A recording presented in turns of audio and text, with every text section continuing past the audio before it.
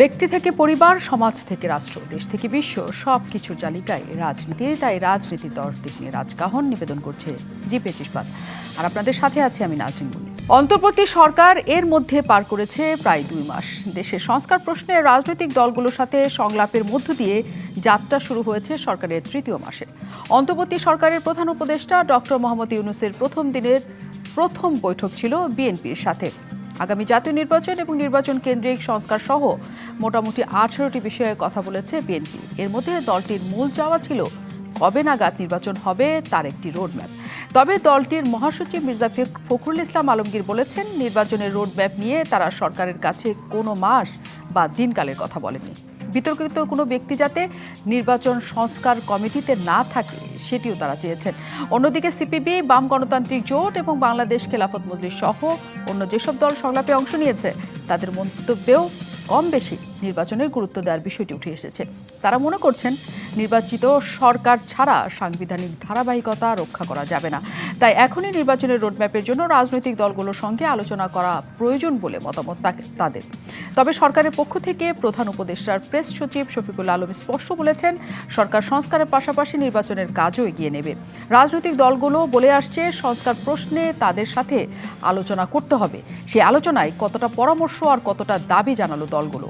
দ্রব্যমূল্য, বন্যা পরিস্থিতি, আইন শৃঙ্খলা বা অর্থনীতি, এইসব নিয়ে রাজনৈতিক দলগুলো আসলে কি ভাবছে, নাকি দলগুলো চিন্তা কেবলই রাজনীতিকে ঘিরে? এইসব নিয়ে আলোচনায় আজ রাজকাহন স্টুডিওতে আছেন বিএনপির জাতীয় নির্বাহী কমিটির সদস্য শেখ রবিউল আলম, আছেন সিপিবির সাধারণ সম্পাদক রহিম হোসেন প্রিন্স এবং আছেন আমাদের সাথে খেলাফত মজলিসের মহাসচিব ডক্টর আহমেদ আব্দুল কাদের। এবং দর্শক, আপনারা আছেন আমাদের সাথে এই অনুষ্ঠানে। আমরা একটু জানতেই চাই, দেশে যে বন্যা পরিস্থিতি, দ্রব্যমূল্যের ঊর্ধ্বগতি, আইন শৃঙ্খলা পরিস্থিতি, সব কিছু নিয়ে দলগুলো আসলে কিভাবে নাকি নির্বাচনকে কেন্দ্র করে তাদের সকল চিন্তা ভাবনা এবং পথ চলা কাজ করছে, আমরা সেটা নিয়ে একটু কথা বলতে চাই তাদের সাথে। অনেক ধন্যবাদ আমাদের সাথে যুক্ত হওয়ার জন্য এবং যারা অতীতে আমাদের সাথে যুক্ত হয়েছেন তাদেরকে কৃতজ্ঞতা জানাই। শুরুই করতে চাই রহিম হোসেন প্রিন্সকে দিয়ে। অনেক ধন্যবাদ আমাদের সাথে থাকার জন্য। সংলাপে আসলে কি কি বিষয় উঠে এলো আপনাদের সাথে সংলাপে? ধন্যবাদ আপনাকে। আমি যারা শুনছেন ধন্যবাদ জানাচ্ছি, আলোচকদেরকে ধন্যবাদ জানাচ্ছি।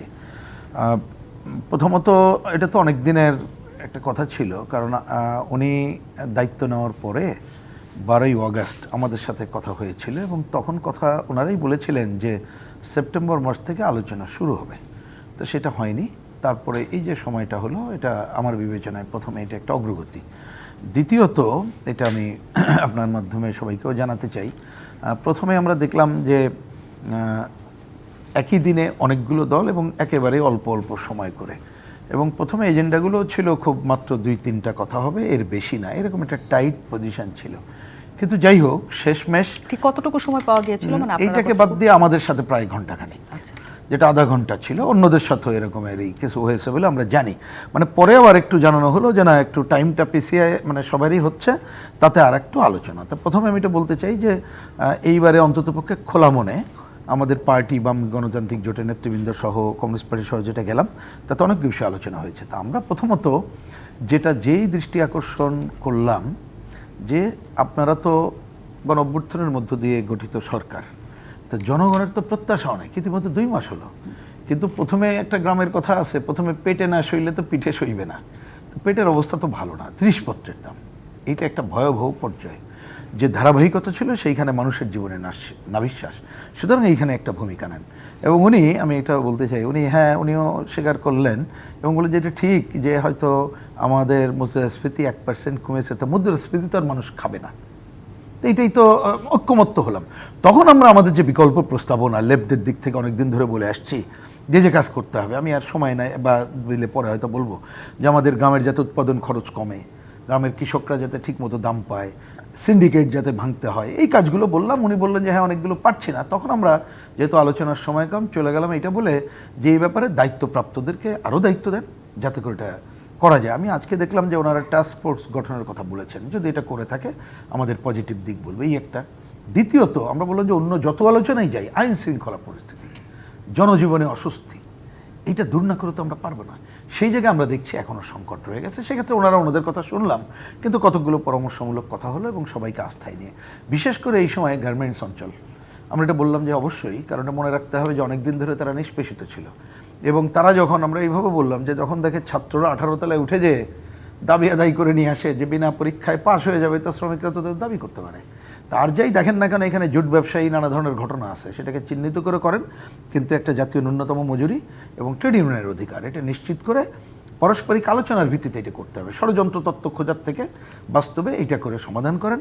আর সবচেয়ে বড় ব্যাপার হচ্ছে সামনে আমাদের ধর্মীয় সংখ্যালঘুদের যে পূজা আছে, পাহাড়ের যে সংকট, এই জায়গাগুলোতে আমরা বলেছি আইন শৃঙ্খলা বাহিনীকে নিয়ে এবং ওই অঞ্চলগুলোতে সব দলকে আস্থায় একটা সম্প্রীতির বন্ধন গড়ে তুলতে হবে, এটা ছাড়া পথ নেই। তো ওনারা আমাদেরকে একেবারেই খোলা মনে বললেন যে আপনাদের তো বিশেষ করে গ্রাম অঞ্চলে কৃষক সংগঠন, ক্ষেতমজুর সংগঠন, শ্রমিক অঞ্চলে এগুলো আছে, তাদেরকে যে আমরা তো রেডি, কিন্তু আমরা তো চাই যে উদ্যোগ তো আপনাদেরকে নিতে হবে। তো আমি বললাম যে এই পজিটিভ আলোচনার পরে আসলে চলে যাওয়া হলো সংস্কারের আলোচনায়, যেটা একটা অন্যতম। তো এইটা আমি একটু পজিটিভই বলতে চাই, কারণ আপনি খেয়াল করবেন যে এর আগে কথা ছিল যে সংস্কার, ওনারা বলেছিলেন যে 3 মাস সংস্কার তারা করবে, করে রাজনৈতিক দলগুলোর সাথে কথাবার্তা বলবে এবং কর্মশালা, আমি আপনাদের এখানেও বলে গেছি। তা আমাদের তো ডিমান্ড ছিল যে বিশেষ করে মনে রাখতে হবে, বলেছি ওনাকে, এবারও বলেছি যে আপনার অন্তর্বর্তীকালীন সরকার, সব কাজ আপনার করার দায়িত্ব না, সংস্কারের কাজ অন্যান্য বিষয়ে কতকগুলো কি করা যায় এটা রেডি করবেন, পারলে শুরু করবেন, কিন্তু মূল কাজ হচ্ছে নির্বাচন ব্যবস্থা সংস্কার নিয়ে। কিন্তু কবে নাগাদ শুরু করবে? আমি আসছি কথাটা, যে ওইটাকে আলোচনা শুরু করার কাজটা করেন। আমরা বলছি আজকে থেকেই, আমরা স্পিড হিসাবে বলেছি। উনিও, আর আমি বললাম যে 3 মাস পরে রাজনৈতিক দলগুলোর সাথে আলোচনা, এটা তো ঠিক না। উনি অবশ্যই একটা কুইক কমেন্ট বললেন যে না আমরা 3 মাস কেন, যে টিমকে দায়িত্ব দিয়েছি তারা কথা বলবে, সুনির্দিষ্ট করেন নাই। কিন্তু আমি ওইটুকু অগ্রগতি দেখছি, এবং আমি দেখলাম আপনিও এখানে বললেন যে পরে ওনারা যে ওনাদের প্রেস সচিব সম্ভবত তার মাধ্যমে যেটা বলেছেন, দেখবেন আগের থেকে একটা অগ্রগতি আছে, যদি এটা কার্যকরী করে। বলছেন সংস্কার এবং নির্বাচন একই সাথে চলবে। আমরা বলেছি যে এটা দেরি করেন না, কারণ একটা মানুষের সামনে তো রোডম্যাপ থাকতে হবে, এবং সেই ক্ষেত্রে কিছু কিছু আলোচনা হলো যে বিস্তারিত, এটা হলো যে যখন ওই টিম কথা বলবে আমরা বিস্তারিত বলবো। আরেকটা জায়গায় হলো এইটুকু বলে এই পার্টি শেষ করি, তখন ওটা বলবো। আরেকটা হলো আমরা বললাম সংবিধান, এটা নানা বিতর্ক, কেন এটার মধ্যে আপনি ঢুকছেন? তখন অবশ্য উনি যেটা অফিসে, যেটা আমাদেরকে আনুষ্ঠানিকভাবে বলতে পারি, বলে যে দেখেন আমরা তো মত শুনতে চেয়েছি, যার যার মত দিক, আমরা ঐক্যমতের ভিত্তিতে করব, যতটুকু ঐক্যমত হয়। আমি বিবেচনা করি যদি উনি যেটা কালকে আমাদের সামনে বলেছেন সেটা যদি রক্ষা করেন, এটা পজিটিভ, সেই ধারায় আমরা আমাদের কার্যক্রম আগাবো। আরও অন্যান্য কথা বলেছি, নিশ্চয়ই আমরা পরে আরও জানতে পারবো। অনেক কথা 1 ঘন্টার মধ্যে নিশ্চয়ই হয়। আমি 5 মিনিটের মধ্যে জানার চেষ্টা করছি। ডক্টর আহমেদ আব্দুল কাদের আছেন আমাদের সাথে, মহাসচিব খেলাফতে মজলিস। ইসলামী দলগুলো আসলে নির্বাচন তো সঠিক সময়ে চায় ঠিকই, কিন্তু তারা সংস্কারের জন্য পর্যাপ্ত সময় সরকারকে দিতে চায়, সব সময়ের জন্য তারা বলে আসে। আপনারা আপনাদের জায়গা থেকে কি দাবি রেখেছেন বা কি পরামর্শ ছিল সরকারের প্রতি আপনাদের? আপনাকে ধন্যবাদ, এবং যারা দেখছেন তাদেরকেও ধন্যবাদ জানাচ্ছি। আমরা গতকাল ফিজবে বললেন, যেহেতু সময় কম ছিল, এই জন্য আমরা সরাসরি আলোচনায় চলে গিয়েছি। আমরা প্রথমে বলেছি দ্রব্যমূল্য, ডিমের দাম 180 টাকা, কাঁচামরিচ 400 টাকা দাঁড়িয়ে গেছে, এভাবে দেশ চলতে পারে না। ইমিডিয়েটলি আপনারা পদক্ষেপ নেন, এগুলো সমাধান করতে হবে। এইসব বললে হবে না যে সিন্ডিকেট হয়ে গেছে, এসব বললে কেউ শুনবে না, কারণ জনগণ কিন্তু এখন ভাবতে শুরু করছে কী হবে। এই জন্য এটা আমরা খুব জোর দিয়ে বলেছি, এবং সবাই বলেছে, আমি বুঝতে পারলাম ওনার কথা শুনে সবাই বলেছে। এবার আরেকটা বিষয় আমরা জোর দিয়ে বলেছি, আইন শৃঙ্খলা পরিস্থিতি এখন উন্নত হয় নাই, পুলিশ কাজ করছে না ঠিক মতো। ঢাকা শহরের অবস্থা মানে সার্জেন্ট দেখাই যায় না। আমরা বললাম যে তৎক্ষণিক ওনারা বললেন যে আমরা কনস্টেবল নিয়োগ দেওয়া শুরু করেছি। তো বলে সার্জেন্ট আপনি নিয়োগ দেওয়া শুরু করেন নাই, আমরা শুরু করতে হবে, এইগুলোকে আপনার করতে হবে। আর সাথে আমরা বলেছি যে মামলার যারা প্রকৃত দোষীদেরকে মামলা দিতে হবে, এদেরকে গ্রেপ্তার করতে হবে। মামলার নামে ব্যক্তিগত গোষ্ঠীগত প্রতিষ্ঠা স্পিকার অবশ্য ওলি শুরু হয়ে গেছে। ঢাকাতে মার্ডার হয়েছে, মারা গেছে একজন, মামলা দিয়ে বসেছে আমার এলাকার। আমি বললাম আমার এলাকার লোক মামলা দিয়ে বসে গেছে, এটা কেন হবে? এটা তো এক ধরনের যে সুযোগ নেওয়া, সবাই সুযোগ নেওয়ার চেষ্টা করছে। এই জন্য হিসেবে আমরা বলেছি স্পষ্ট করে যে আপনার প্রকৃত দোষী তো এখনও ধরতে পারেন না, আপনার অনেকে দেশের বাইরে চলে গেছে। বর্ডারের লোকেরা কী করছে এটা আমরা স্পষ্ট করে বলেছি। বর্ডারের লোকেরা আপনার ভাড়া দেওয়া দরকার, ভালো করে ধরা দরকার। দেশের ভিতরে যারা আছে, যারা গেছে তো গেছেই, কিন্তু যারা আছে এদেরকে ধরার ব্যবস্থা করতে হবে, এটা আমরা স্পষ্ট করে বলেছি। এরপরে যে সমস্ত বিষয় আসছে, আমরা বললাম যে এই সংস্কার কথাতে উনি যে বললেন, আমরা বললাম, উনি বললেন যে সংস্কার কথা আমাদের সাথে বলা লাভ নেই, আমরা কমিশন করে দিয়েছি। আমরা বললাম কমিশন তো করেছেন, বলে আপনার কমিশনের সঙ্গে প্রথম আলাপ করবেন, কমিশনের সঙ্গে প্রথম আপনার শুরুতে আলাপ করতে হবে, এরপরে আবার শেষে আলাপ করবেন, দুই দফা আলাপ করে যেটা ঐক্যমত হবে সেটা আমরা করার ব্যবস্থা তার মানে করব। কমিশন কি রাজনৈতিক দলগুলোর সাথে বসবে আবার? হ্যাঁ, উনি বললেন যে কমিশন আলাদা আলাদা কমিশনও বসবে আপনাদের সাথে? আমাদের সাথে বসবে, তারা উনি যে বলেছেন কথাগুলো। এরপর আমরা বলেছি আপনাদের উপদেষ্টাদের মধ্যে সমন্বয়ের অভাব আছে। আমি উদাহরণ দিলাম স্পষ্ট করে, যে এক উপদেষ্টা প্রথমে বললো ইলিশ যাবে না, পরে আর বাণিজ্য উপদেষ্টা ইলিশ যাওয়ার ব্যবস্থা করলো, যদিও এখন যায় নাই, কিন্তু এটা অলরেডি আপনারা দেখেছেন যে ফেসবুক, সামাজিক যোগাযোগ মাধ্যমে কত আলোচনা শুরু হয়ে গেছে। এই যে সমন্বয়হীনতা চলছে আপনাদের, একজন এক কথা বলে, মানুষই কয়েকজন, আপনাদের সমন্বয় খুব জরুরি। সমন্বয় না করতে পারলে কিন্তু ভুল মেসেজ যাবে, সমস্যা তৈরি হবে। ওনারা স্বীকার করলেন যে এগুলো সমস্যা হচ্ছে, আমরা দেখবো এগুলো কী করা যায়, এবং আমরা যে পরামর্শ দিয়েছি আমরা মনে করি যেগুলো প্রতিফলন হবে। তারা বলছেন যে আমরা এগুলো ব্যবস্থা করব। কাজেই আমি লম্বা করতে চাচ্ছি না, আমরা যে কথাগুলো বলে স্পষ্ট। এরপর আমাদের নিজস্ব কিছু মামলা মোকদ্দমার কথা আমরা বলেছি যে আমাদের প্রিন্সিপাল মামলা আছে, এই মামলাগুলোকে দ্রুত সমাধান করতে হবে। আর নির্বাচনের বিষয়ে কোনো মানে কথা, নির্বাচনের কথা আমরা বলেছি হয়েছে? যৌক্তিক সময় আমরা দিতে চাই, যৌক্তিক সময় আমরা বলছি। নির্বাচন ছাড়া তো দেশ তো চালাবে, তারা চালাতে হবে। উনি বললেন যে আমরা তো সংস্কারের সাথে সাথে নির্বাচনের রোডম্যাপ আমরা ঘোষণা করবো, ওনারা তখন বলছেন। কাজে আমরা নির্বাচন করে ফেলতে হবে, সব বাদ দিয়ে এটা বলি নাই। আমরা বলছি যৌক্তিক সংস্কারটা করেন, সব তো করা যাবে না, যেগুলো করা সম্ভব এগুলো আপনারা করেন, এবং তার মধ্যে পরিবারের পার্টিগুলো ডেকে একমাত্র ঐক্যমতের মাধ্যমে এই সমাধান করার ব্যবস্থা করতে হবে, এবং রোডম্যাপ ঘোষণা করতে হবে, নির্বাচন কবে ঘোষণা করবেন। উনি বলছেন যে আমরা এই 3 মাসের রিপোর্ট দেওয়ার পরে আমরা আপনাদের ডেকে এরপরে আমরা ঘোষণা করবো বলছেন। তার মানে 3 মাসের পর একটা নির্বাচনের রোডম্যাপ পাওয়ার কথা আশা করছি আমরা আর কি ধারণা করছেন, মানে তারাও আপনাদের প্রতিশ্রুতি দিয়েছে এমন কিছু যে 3 মাস পরে তারা এই নিয়ে আলোচনা করবে। অনেক ধন্যবাদ। আমাদের সাথে শেখ রবিউল আলম আছেন, তিনি সদস্য জাতীয় নির্বাহী কমিটি বিএনপির। অনেক ধন্যবাদ আমাদের সাথে যুক্ত থাকার জন্য। অনেক 18টি বিষয় নিয়ে আপনারা কথা বলেছেন এবং সেখানে অনেক কথা বিএনপির সাথে হয়েছে, কিন্তু আসলে বিএনপির রোডম্যাপ ছিল সবচেয়ে প্রথম আপনাদের একটা ঘটনা। অ্যান্ড রোডম্যাপ সম্পর্কে আপনারা আবার কোনো তারিখও তাদেরকে জানান নাই। আপনাদের কি মনে হয় না যে যে কোনো বিষয়ে যদি রোডম্যাপ চান, তাহলে প্রাথমিক একটা তারিখের জায়গা আপনাদের কাছ থেকে তাদের কাছে আসা উচিত, যে আমরা এর মধ্যে থেকে নির্বাচন চাই, যেহেতু নির্বাচন ইস্যুতে আপনারা সবচেয়ে বেশি এখন জোরালো অবস্থায় আছেন? ধন্যবাদ আপনাকে। না, নির্বাচন ইস্যুতে জোরালো অবস্থা থাকতেই হবে, কারণ গণতন্ত্র ভোটাধিকারের জন্যই সংগ্রাম। আপনার মনে রাখা দরকার, আপনি শিরোনাম এরকম করছিলেন যে নির্বাচনের প্রতি দলগুলি যতটা মনোযোগী, সমস্যাগুলি নিয়ে মনোযোগী না। সব রাজনৈতিক দলই হচ্ছে ধরেন জনগণের সমস্যা, জনগণের প্রত্যাশা, জনগণের কল্যাণ, জনগণের সমৃদ্ধি কীভাবে হবে সেটা ধারণ করে এই রাজনীতিটা করে, এবং নির্বাচনের মাধ্যমে ক্ষমতাসীন হয়ে সেগুলি বাস্তবায়ন করে। যার ফলে এটা কিন্তু অঙ্গাঙ্গিভাবে জড়িত। আপনি সমস্যাগুলি চিহ্নিত করলেন, ধারণ করলেন, বাস্তবায়ন করতে পারলেন না, সেটা কিন্তু রাজনীতি না। তো রাজনীতিটা, নির্বাচন, গণতন্ত্র, এগুলি কিন্তু আপনার ওই সমৃদ্ধির সাথে যুক্ত।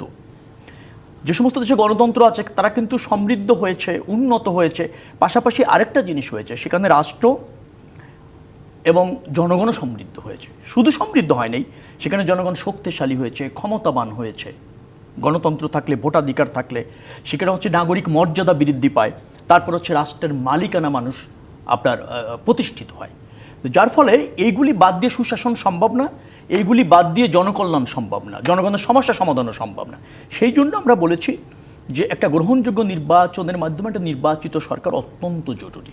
কারণ যে সরকারটি বর্তমান অন্তর্বর্তীকালীন সরকার আছে সেটা কিন্তু শাসন বিভাগের দায়িত্ব পালন করছে মাত্র। এখন শাসন বিভাগ কিন্তু অন্য আর দুটি বিভাগ দ্বারা কিন্তু কোনো সময় পারস্পরিকভাবে অঙ্গাঙ্গিভাবে জড়িত। সে জায়গায় আমাদের ল্যাকিংস আছে। সরকারের অনেক সুবিধা আছে, এই কারণে সে শুধু একটা বিভাগকে নিয়ন্ত্রণ করতে বা সঠিকভাবে দায়িত্ব পালন করতে পারলেই জনসমস্যার সমাধান ঘটে। আমরা কিন্তু এই অন্তর্বর্তীকালীন সরকারকে সমর্থন দিয়েছি, নিশ্চয়ই জানেন। সমর্থন আমাদের এখনও আছে, আগামীতেও থাকবে। আমরা বলছি গ্রহণযোগ্য নির্বাচনের জন্য কিছু সংস্কার যেটি ইতিমধ্যে এই অন্তর্বর্তীকালীন সরকার চিহ্নিত করেছে, তার সাথে আমরা একমত। আচ্ছা, যে প্রক্রিয়াতে এগোচ্ছে সেখানেও আমাদের সমর্থন রয়েছে, কারণ সংস্কারগুলি একটা গ্রহণযোগ্য নির্বাচনের জন্য প্রয়োজন আছে। কিন্তু সব সংস্কার, সব প্রত্যাশা যদি অন্তর্বর্তীকালীন সরকার করতে গিয়ে নির্বাচনটাকে যদি ধরেন অজুহাত হিসাবে অনেক দূরে চলে যায়, তাহলে জনগণের যে নির্বাচিত সরকার সেটা আসতে যত প্রলং হবে সমস্যা তত বাড়বে, অসন্তোষ বাড়বে, ক্ষোভ বাড়বে, এবং ধরেন রাজনীতি আবার ঝুঁকিতে পড়বে এবং জনগণ তার আপনার পছন্দের রাজনৈতিক দলকে নির্বাচনের মাধ্যমে ক্ষমতায় এনে নিজে সুশাসনের যে অধীনস্থ হবে সেই সুযোগ থেকে বঞ্চিত হবে। যার ফলে আমরা বলছি যে তুমি যে সংস্কারগুলি চিহ্নিত করেছো আমাদের একমত, যে প্রক্রিয়ায় এগোচ্ছ একমত, কিন্তু তোমার কালেক্ষেপণ বলবো না আমি, স্লোত গতি, এটা 2 মাসে যদি আপনি অগ্রগতির দিকে যান আমার মনে হয় খুব উল্লেখযোগ্য কিছু বলতে পারবেন না। আমরা একটা বডি দেখছি মাত্র, কিন্তু সেই সরকারটা যে কার্যকরভাবে জন আকাঙ্ক্ষা ধারণ করে, জনসমস্যা ধারণ করে, বিশেষ করে যেগুলি সংস্কারের প্রয়োজন নেই, এই দ্রব্যমূল্যের কথা বললেন, যানজটের কথা বললেন, আইন শৃঙ্খলা পরিস্থিতির কথা বললেন, এইগুলিতে তো ব্যাপক কোনো পরিবর্তন আনা যায়নি। একটা নির্বাচন কমিশন এখন নাই বললেই চলে, সেটাকে পুনর্গঠনের জন্য কমিশন করেছেন। কমিশন যদি কালেক্ষেপণ বেশি করে, আমার মনে হয় যে এই সমস্ত সাংবিধানিক প্রতিষ্ঠান এবং রাষ্ট্রের 3টি বিভাগ স্বতন্ত্রভাবে ফাংশন করা ঝুঁকিতে পড়ে। যার জন্য আমরা বলতে চাচ্ছি ন্যূনতম প্রয়োজনীয় সময় তুমি এটা করো। যে সমস্যাগুলি ইতিমধ্যে চিহ্নিত করেছেন, যে সংস্কারগুলি করতে চাচ্ছেন সরকার, আমার কাছে যেটা মনে হয়েছে এটা 6 থেকে 9 মাসের মধ্যে সম্পন্ন করে 1 বছরের মধ্যে একটা গ্রহণযোগ্য নির্বাচন করা সম্ভব। আমরা আশা করি সরকার সেই জায়গায় মনোযোগী হবে। সেটা যদি হয় তাহলে বিএনপির যে সমর্থন, আমি আবারও বলছি, ছিল, আছে এবং থাকবে। এখন আপনার কাছে আমার একটা প্রশ্ন, যদি আপনারা 1 বছর সময়সীমা মনে করেন সেটা যৌক্তিক, তার একটু আগে পিছিয়ে হতে পারে, সেই তারিখটা 1 বছর 12 মাস অনেকখানি সময়।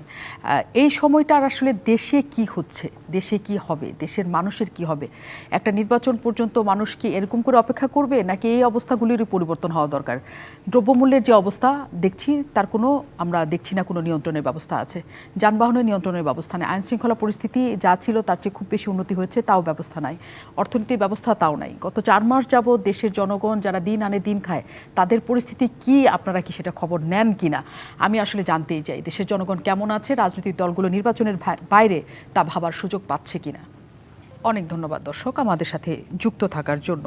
আমরা আলোপ করছিলাম যে নির্বাচন নিয়ে সকল রাজনৈতিক দলই ভীষণ রকমের সেখানে সচেতন এবং উদ্বেগের মধ্যে আছে, সেটা তো বটেই থাকবে, একটা নির্বাচন অনেকের আকাঙ্ক্ষার জিনিস, কিন্তু এই সময় দেশের জনতা কেমন আছে তা তারা ভাবছে কিনা, এইটা ভাবার জন্যই আমরা আসলে অতিথিদের কাছ থেকে এই প্রশ্নের উত্তরটাই আমরা এই পর্যায়ে নিতে চাই। আমাদের সাথে রুহিন হোসেন প্রিন্স আছেন। রুহিন হোসেন প্রিন্স, আপনি বলেছেন যে দ্রব্যমূল্য নিয়ে কথা বলেছেন, আইন শৃঙ্খলা নিয়ে কথা বলেছেন, এক ধরনের আলাপ হয়েছে, কিন্তু সেটা কি আসলে জনগণকে কোনো বড় বার্তা দেয়? কারণ জনগণ যে জায়গাটাতে এখন আছে সেই জায়গাটা তাদের হয়ে বলার জায়গা কতজনের আছে এখন? কারণ কোথায় যে বলবে, কার কাছে বললে এটা সংকট সমাধান হবে জনগণের কাছে, কিন্তু এখন এমন কোনো উপায় বা মাধ্যম নাই।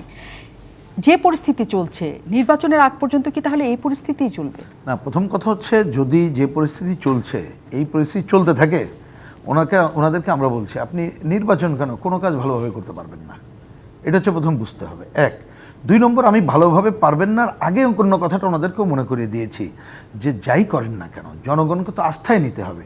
তা মিনিমাম দ্রব্যমূল্য, আইন শৃঙ্খলা পরিস্থিতি, এই 2টা যদি সামলাইতে না পারেন তাহলে কোনোটাই কাজে লাগবে না। কিন্তু এইগুলো করার জন্য তো নীতি নিতে হবে। আমরা সেক্ষেত্রে কিন্তু কালকে স্পেসিফিক কতগুলো কথা বলেছি, যেমন ধরুন আমি 3টা কথা ছোটো ছোটো করে বলি। একটা, আমরা বললাম যে আমরা আগেও দেখতাম, ভুল ত্রুটি যাই হোক, কিন্তু অন্ততপক্ষে বাজার মনিটরিং তার ধারার জায়গায় যেত। আমরা বারবার বললাম যে এখন আমরা পত্রিকায় দেখি 1 কেজি চিনিতে 45, এটা ওনাকে কিন্তু একেবারে স্পেসিফিক বলেছি আমরা, 45 টাকা ট্যাক্স দিতে হয়, শুল্ক দিতে হয়। তাহলে আপনি তো দাম কমানোর জন্য প্রথমে এই জায়গাগুলোতে হাত দিয়ে তারপরে কঠোর মনিটরিং ব্যবস্থা করবেন এবং সিন্ডিকেটদের হাত দেবেন। সেই জায়গাটা তো বললাম যে সেইটা না করতে পারলে কিন্তু কমবে না। এখন ওনারা কি করবেন না করবেন আমরা অপেক্ষা করছি। আমরা বলছি যে আপনারা যদি ভূমিকা নেন, আমাদের সহায়তা চান, আমরা কতটুক করতে পারবো, আমরা হয়তো ওনাদের সাথে থাকা মনিটরিং বা কোথাও কি ইনফরমেশন দিয়ে এইটুক করতে পারি। এই একটা। আমরা এর বাইরে 2টা কথা পরিষ্কার বলেছি যে দেখেন অতীত দিনে যে মার্কেট, এই শব্দটা কিন্তু কালকে আমরা বলেছি ওনাকে, যে আপনি হয়তো একটা ভাবতে পারেন কিন্তু মার্কেট ফান্ডামেন্টালিজম নামে যে তত্ত্ব আছে, আপনি যদি ওইটার মধ্যে থাকেন, বাজার হাতে ছেড়ে দেন, তাহলে কিন্তু হবে না, রাষ্ট্রকে হাত দিতে হবে। এটা আমরা বলছি প্রথমে নীতিগত পজিশন নিয়ে। আমরা এটাও বলেছি যে আমাদের উৎপাদন, আপনি দেখবেন যে সম্প্রতিকালে সারের দাম, কীটনাশকের দাম বেড়ে গেছে, তাহলে উৎপাদন খরচ বেড়ে যাবে। চাঁদাবাজি শুনছি কমছে, কিন্তু তাহলে দাম কমে না কেন? আমরা বলছি এই জন্যে উৎপাদক সমবায় এবং ঢাকায় ক্রেতা সমবায় এইটা করেন, জিনিসপত্রের দাম কমানোর ব্যবস্থা করেন, নীতি নেন, নিয়ে এই কাজটা করেন এবং রেশন ব্যবস্থাটা চালু করেন। তাহলে আপনি নিত্যপণ্য মানুষ কম দামে পেলে বাজারের সাথেও কিন্তু আপনি একটা অ্যাডজাস্ট করতে পারবেন। আর সবচেয়ে বড় বিষয় যে আমদানি যেসব পণ্য আমরা করি এইটা রাষ্ট্রীয় উদ্যোগে আপনি রেশন অন্যান্য যখন করবেন দক্ষ দুর্নীতিমুক্তভাবে নিজেদের একটা স্টক গড়ে তুলবেন, মানে ওদের হাতে বাজার ছেড়ে দেয় না। আর হচ্ছে মাত্র যে কয়েকটা ব্যবসায়ীর উপরে এগুলো যে নির্ভর করে, তাদের ওই নির্ভরযোগ্যতা যদি আপনার থাকে তাহলে তো আপনি পারবেন না। তো উনি স্বীকার করলেন যে হ্যাঁ এখন এটা করতে পারিনি, আমরা করব। এখন কথাটা হচ্ছে এই যে এখন ঠিকই বলছেন যে মানুষ তো আগে হলেও একটা জায়গায় যেত, কিন্তু মানুষ তো অপেক্ষা করছে। কিন্তু আমাদের ধারণা বলেছি মানুষ কিন্তু এই 2 মাস অনেক সময় চলে গেছে, এটা কিন্তু আর অপেক্ষা করবে না। নিশ্চয়ই। কারণ আপনি দেখছেন বিভিন্ন জায়গায় ক্ষোভ কিন্তু দানা বেঁধে তৈরি উঠছে। হচ্ছে, হ্যাঁ। সুতরাং এবং আরেকটা মনে রাখতে হবে যে এইখানে কিন্তু নানা ধরনের শক্তি, নানা গ্রুপ আছে, তারাও তো চাইতে পারে। কিন্তু আপনি কখনো ওইটা দেখলে খালি একটা ঘটনা ঘটলো বললেন ষড়যন্ত্র তত্ত্ব মুখ টুমুক, এটা হচ্ছে আগের সরকারগুলোতে আমরা দেখছি, কিন্তু তা দিয়ে পার পাওয়া যাবে না যদি প্র্যাকটিক্যাল ভূমিকা না নেই। এখন এর বেশি এখনো পর্যন্ত আমরা বলিনি, আমরা দেখতে চাই যে ওনারা এ ব্যাপারে কী ভূমিকা নিচ্ছেন। কারণ আসলে আপনি দেখেন, এটা আমরা একটা বললাম যে আগে আপনাদের বাজার মনিটরিংয়ের যে দায়িত্ব ছিল, এখন দেখছি মাত্র একজন লোক, তিনি ঘোরাফেরা করছেন। মানে আমরা যত সোশ্যাল মিডিয়ার মাধ্যমে দেখি, তা কেন আরও বেশি লোক এনগেজ করবে না? আরও কেন এইখানে কঠোর নজরদারি করবে না? নাহলে কেন ডিমের দামে তো হবে? কেন আপনি প্রতিটি জিনিসের জায়গাটায় এখনও পর্যন্ত আমি মনিটর করতে পারবেন না? এবং এইটা উদাহরণ দিয়ে বলেছি, আমাদের কমিউনিস্ট পার্টির গত পরশুদিন একটা প্রোগ্রাম ছিল, তার আগে আমি সকালবেলায় বাজারে গিয়েছিলাম। বাজারে তো কম যাওয়া হয়, বিশ্বাস করেন আমি অনেকদিন পরে যেটা দেখলাম, আগে বাজারে তো ক্রেতারা ক্ষোভ প্রকাশ করতো, তা সেটা তো দেখেই ক্ষোভ প্রকাশ প্রথম হলো ভাই হচ্ছে এটা কি বলেন, যেটা আমরা একটা রাজনীতি করার কারণে বলে। আমি দেখলাম কিছু দোকানদার বলছে যে ভাই আমাদের বিক্রিও কমে গেছে। তার মানে মানুষের পকেট বুঝতে হবে, কারণ অনেকদিন ধরে তো আয় কমে গেছে, আয় কমে গেছে, প্রকৃত আয় কমে গেছে এবং জিনিসপত্রের দাম বাড়তি। তাহলে এই জায়গাটাতে যদি সমাধান না করা যায়, এই যে আমরা সংস্কার অন্যান্য আলোচনা করি, এই আলোচনাগুলো কিন্তু কোনো কাজে লাগবে না। আরেকটা কথা বলেছি, এটা বলি যে ওনাদেরকে আমরা বলেছি যে দেখেন তরুণদের, ছাত্র, ওইখানে অনেক ধরনের সংকট ছিল, কিন্তু এখানে ছাত্র রাজনীতি বন্ধের নামে কিন্তু এখানে একটা গণতান্ত্রিক অধিকার খর্ব করার কাজটা হচ্ছে। কেন করবেন? ওইখানে ছাত্র আন্দোলনের নামে যে সংকটগুলো ছিল সেটার ব্যবস্থা গ্রহণ করেন, এবং কোথাও যদি কেউ অন্যায় করে সেই প্রকৃত দোষীদের ব্যবস্থা করেন, এবং মামলার বিষয়টা যেটা কথা হলো এখানেও আলোচনা হলো, এইটা যাতে কোনো বাণিজ্যে রূপান্তরিত না হয়, এবং মামলাগুলো এমনভাবে করা উচিত হবে না যা ভবিষ্যতে খালাস পেয়ে। আমরা প্রসঙ্গক্রমে বলেছি যে অপরাধ ট্রাইব্যুনাল যেটা হয়েছে, বিতর্কিত লোককে কেন নিয়োগ দিলেন? এত আমাদের উকিল টুকিল আছে না? তাহলে এটা দিলে কিন্তু আপনি মামলাও ঠিকমতো করতে পারবেন না। আমরা বলেছি আমাদের মুক্তিযুদ্ধ, মহান মুক্তিযুদ্ধ, এইটাকে কোনোভাবে বিতর্কিত করা যাবে না।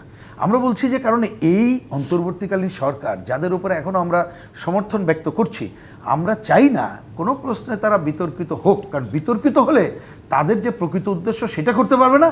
আর এই যে হাজারো শহীদের যারা নিহত হয়েছে তাদের রক্তের উপরে দাঁড়িয়ে, এবং এই যে হাজার হাজার মানুষ যেটা আহত হলো তারা আশাহত হবে। আরেকটা কথা বলেছি যে এই আশাহত শুধু এরা না, এইবারের আন্দোলনে পেছনে অনেক কথা এখন আসছে, সেটা পরে দেখা যাবে কি কি হয়েছিল, কিন্তু যে লক্ষ লক্ষ সাধারণ ছাত্রছাত্রী পরিবার পরিজন নিয়ে অংশ নিয়েছিল, তারা যদি একবার হতাশ হয়, এই তাদেরকে কিন্তু আমরা কাজে লাগাতে পারবো নিশ্চয়ই, এবং সামগ্রিকতায় তাদেরকে বিবেচনা করতে হবে। একদম। কিন্তু সেই হতাশার জায়গাটা আসলে শুরু হয়েছে কিনা সেই প্রশ্নটাও সবসময় রয়ে যাচ্ছে, কারণ 2 মাসের পরে যে পরিস্থিতিতে দেশ এখন আছে, অনেকের কাছে সেটা এখন মনে হচ্ছে যে আমরা কোথায় আছি, কেমন করে আছি, সেই প্রশ্নটা চলে আসছে। আমি ডক্টর আহমেদ আব্দুল কাদেরের কাছে জানতে চাব, আপনারাও দ্রব্যমূল্য নিয়ে এখানে কথা বলেছেন, জানি না যে শেষ পর্যন্ত কি হবে। একটা মনিটরিংয়ের ব্যবস্থা আমরা দেখছি, কিন্তু এত বড় একটা বিষয়ে তারা কেমন করে সমাধান করবে আমরা এটা জানি না। কিন্তু আপনাদের দলগুলোর থেকে কি এটা কখনো মনে হয় যে এই সরকারের সময় এত কিছু বিশৃঙ্খল অবস্থার মধ্যে তারা কোনো না কোনোভাবে সমাধান করতে পারবে, অন্তত এই উপদেষ্টা পরিষদ নিয়ে?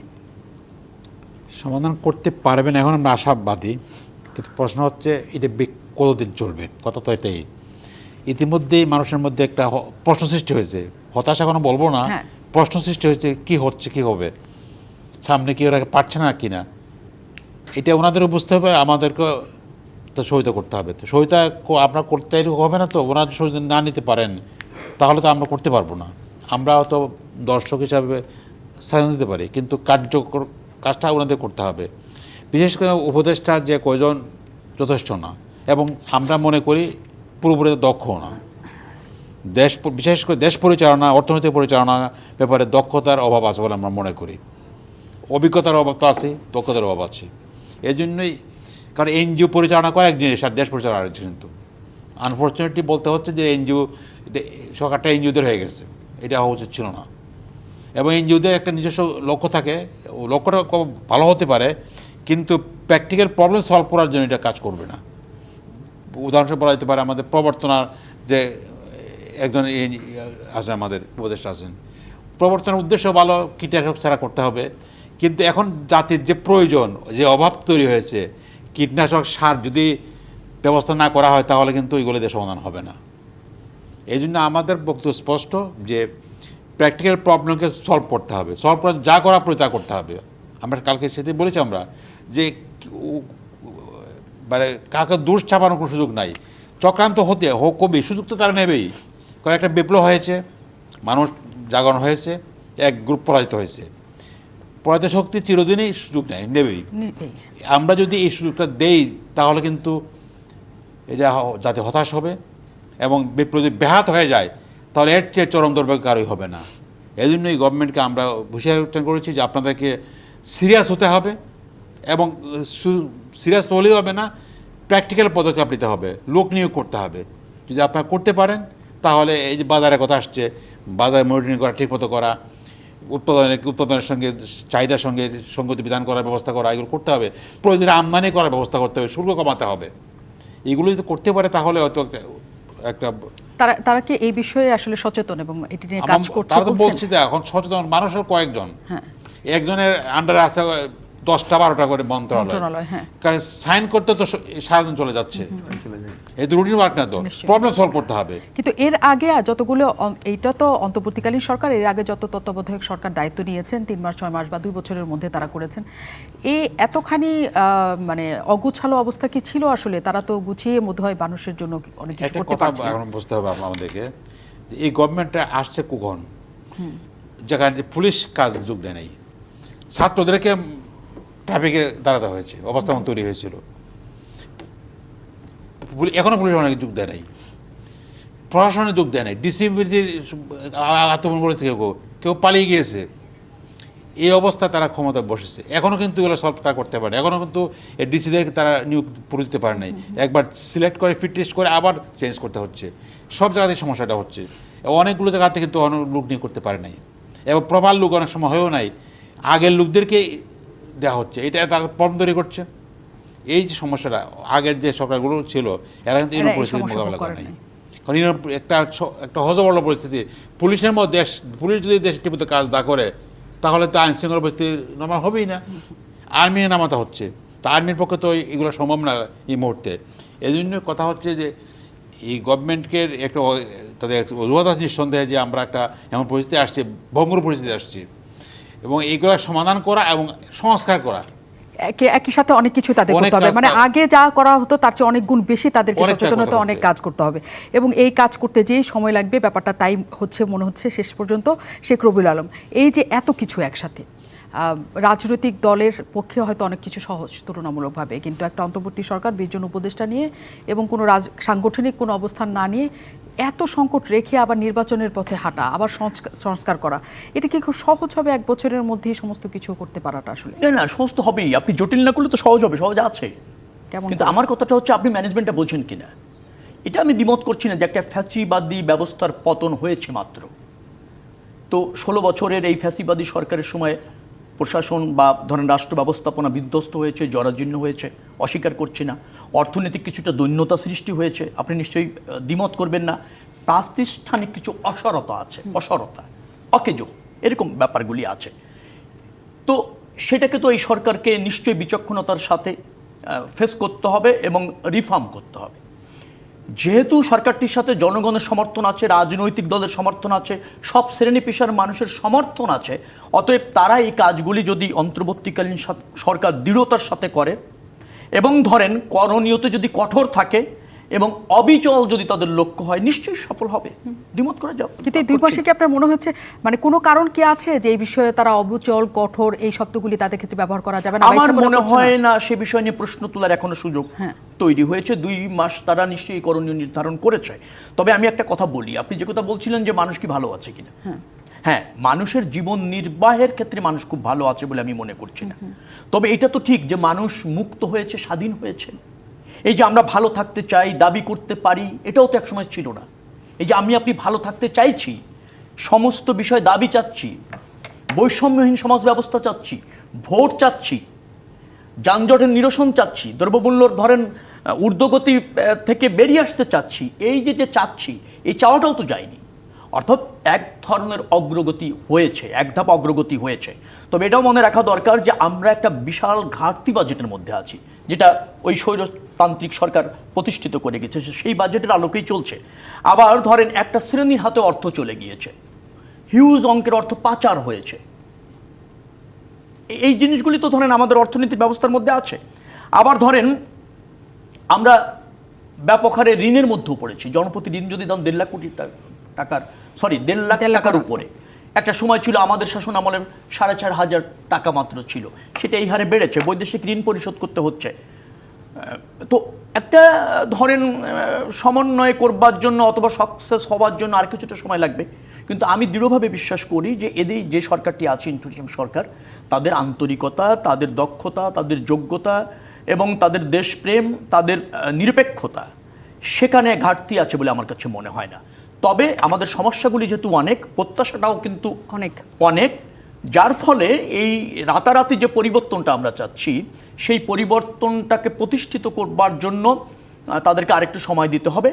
এবং আমার বিশ্বাস হচ্ছে যে অল্প সময়ের মধ্যে তারা গুছিয়ে, যেহেতু সমস্যাগুলি তারা জানে, তারা জ্ঞাত আছে, সমস্যাগুলি তো জ্ঞাত নিশ্চয়ই, আর যেহেতু তাদের কোনো রাজনৈতিক অভিলাষ নাই, আমার বিশ্বাস যে আমরা তাদের কাছ থেকে একটা সঠিক জবাবদিহিমূলক রাষ্ট্র ব্যবস্থাপনা, মানে জবাবদিহি বললে কথাটা সঠিক হবে না, কিন্তু প্রত্যাশা, জনপ্রত্যাশার রাষ্ট্র ব্যবস্থাপনা তারা প্রতিষ্ঠিত করতে সক্ষম হবে অল্প সময়ের মধ্যে।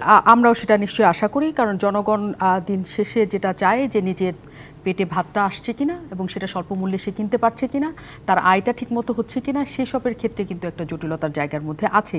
আমি সেটা বারবারই বলছিলাম যে এই গণ অভ্যুত্থান, তার আগে যে পরিস্থিতি চলছিল, সব কিছু নিয়েই যারা দিন আনি দিন খায়ে পরিস্থিতি আছেন, তাদের অবস্থা আসলে অনেক করুণ। তাদের বিষয়ে এখন রাজনৈতিক দলগুলো কিছু করার আছে কিনা এই সরকারের বাইরে, আমি বিরতির পর তাই জানতে ফিরব। আমন্ত্রণ আরও একবার রাজকাহনে, আমরা শেষ মুহূর্তে আছি, আমাদের সাথে অতিথিরা আছেন এবং আমি জানতে চাইছিলাম যে জনগণের এই অবস্থাটা খুব সম্প্রতি সময়ে আমাদের এটা সংকট কাটার সম্ভাবনা আছে কিনা এবং রাজনৈতিক দলগুলো এই বিষয়ে কোনো সহায়তা আমাদের করবে কিনা। আমাদের সাথে আছেন ডক্টর আহমেদ আব্দুল কাদের। ডক্টর আহমেদ আব্দুল কাদের, আপনার কি মনে হয় যে সংকট কি খুব দ্রুত মানুষ একটু স্বস্তির জায়গায় যেতে পারবে কিনা? আমি তো আগেই বলেছি যে এখনও আমরা আশাবাদী, এখনও, কারণ আমাদেরকে আগের যে গভর্নমেন্টগুলো যেগুলো বলছেন, উদাহরণ দিয়েছেন আপনি, তত্ত্বাবধায়ক সরকারের সময় বলেন, এরা শুধু রুটিন কাজে করে দায়িত্ব, আর কোনো কাজ ছিল না, সব সেট ছিল। এই গভর্নমেন্ট নীতিগুলো পায় নাই। একদিকে চক্রান্ত, দেশি বিদেশি চক্রান্ত চলতেছে, এটাকে বড় সংকট। এদিকে আবার চাপ পড়েছে বিদেশি সুদ আদায় করতে হবে। ইতিমধ্যে তারা পেয়েছিল, এটা সুদে চলে গেছে। এই সমস্যা কিন্তু আগের গভর্নমেন্টগুলো ছিল না। এই জন্য এই গভর্নমেন্ট যে অবস্থায় এসছে, এটা আমাদের কনসিডার করতে হবে। এতে যদি এবং এই সমাধান করার জন্য সময় লাগবে, কিন্তু এটা আমরা বললে হবে না এখন সব সমাধান করেন। তার মন্ত্রণালয় আছে কয়েকজন মন্ত্রী, তাও তার অভিজ্ঞতাহীন। এই অবস্থায় আমাদেরকে একটু সময় তার দিতে হবে নিঃসন্দেহে, কিন্তু তারা সিরিয়াস হয়, যদি আমরা মনে করি তারা সিরিয়াস হয় এবং এখন মধ্যে ডিসিনিউ করতে পারে না, আমি আগেই বলেছি এটাকে সমস্যা কিন্তু। এবং নিয়োগ করা নিয়ে আবার সমস্যা, বন্ধ সমস্যা তৈরি হয়েছে। এই যে বিষয়গুলো, এবং কেউ নিয়োগ করলে আরেকজন আপত্তি করে, এই এক সমস্যা এখানে। এই জন্যই প্রতিটি ক্ষেত্রে কিন্তু নিয়োগের ক্ষেত্রে খুব স্মুথলি সব হচ্ছে বলে মনে করেন আমি। এই জন্য এই সমস্ত জিনিস কনসিডার করে আমরা তাদেরকে সময় দেওয়ার পক্ষে সেটা অবশ্যই আনলিমিটেড না। রবিউল ভাই যেটা বলছেন যে 1 বছরের মধ্যে করতে হবে, 1 বছর আমিও তো বলছি না, কিন্তু 1 বছরের মধ্যে এটা সমাধান করা সম্ভব মনে করি। তবে প্লাস মাইনাস ওনারা একবার সেনাপ্রধান বলছেন 1.5 বছরের মধ্যে আমরা দেখতে চাই। 1.5 বছর ম্যাক্সিমাম সময়, আমি এর বেশি মনে করি না। আগামী ডিসেম্বরের পরে ডিসেম্বরে সমাধান হতে হবে। এর মধ্যে এই গভর্নমেন্টকে সমাধান করতেই হবে। সমাধান করার জন্য যে আরও কিছু লোক নিয়োগ করতে হবে, পুলিশের সমস্যা নিয়োগ করতে হবে, যে সমস্ত বিতর্কিত লোকেরা আছে কিংবা ক্রিমিনালরা আছে এদেরকে তাড়াতে হবে। এদেরকে কিন্তু আপনি কিছু করতে পারবেন না। এমনকি প্রশ্ন নানা দিয়ে উঠেছে যে আগের সরকারের যে সমস্ত অভিষ্ট তারা এখানে আছেন, তাদের নিয়ে আজকেও রিপোর্ট আসছে। এই জন্য এই সমস্ত প্রশ্ন সমাধান দ্রুত করতে হবে, এটাও কিন্তু এদের জন্য সমস্যা, বিড়ম্বনাদের জন্য। তারপর আমরা মনে করি তাদের যদি আন্তরিকতা আছে, তাদের মধ্যে উচ্চাকাঙ্ক্ষা নাই, তারা নিজেরা রাজনীতি করতে চাচ্ছেন না, তারা ঘোষণা অলরেডি করেছেন, প্রধানমন্ত্রী করেছেন, অন্যরা করেছে যে আমরা করতে চাই। তার মানে তারা একটা সুষ্ঠু নির্বাচনের দিকে যাবে এবং তার আগের সময়কালে বাংলাদেশের মানুষের জনগণকে একটু স্বস্তির জায়গা দিবে। এইটা রবিউল আলম, এই স্বস্তির জায়গা দেওয়ার ক্ষেত্রে এই রাজনৈতিক দলগুলো মানে আপনাদের কিছু করার আছে কিনা? কারণ সব তাদের উপর আমরা চাপিয়ে দিয়ে নিজেরা আসলে একটু বেঁচে যাওয়ার চেষ্টা করছি কিনা?